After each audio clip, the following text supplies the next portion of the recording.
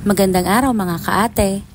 Another day with Luto Serye. For today's video nga ay si Ate Laika nga ang magluluto muna. Dahil nga may ginawa nga ako ng mga panahong ito. Bali kakaibang luto nga ng adobo ang gagawin niya. Bali ang ginawa nga ni Ate Laika ay nagpakulo muna siya ng tubig sa isang kawali. Pagkakulo nga ho ay nilagay na ang karning manok. Tapos tinakluban niya nga lang ito at pakukuluan ng ilang minuto. Noon sa tingin nga niya na malambot na ang karning manok ay naglagay na rin siya ng paprika, paminta, saka yung mga samya, bawang sibuyas at luya. Tapos naglagay na rin siya ng asin pangpalasa. Tapos hinalo-halo niya lang ito. Tinakluban ulit para pakuluan ng konting minuto. Pagkakulungan ng mga ilang minuto, naglagay rin siya ng toyo. Pagkalagay nga ng toyo, tinakluban niya ulit ito at pakukuluan lang ito ng ilang minuto ulit.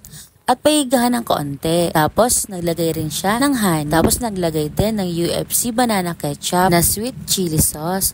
Para naman may konting anghang. Pero pwede pa naman kayo magdagdag ng sili kung gugustuhin ninyo. Kung tipong gusto nyo may sumasampal-sampal sa dila nyo.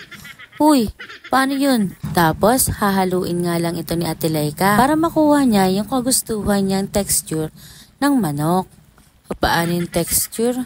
O siya, hanggang dito na lang yung video. Salamat sa panonood. God bless.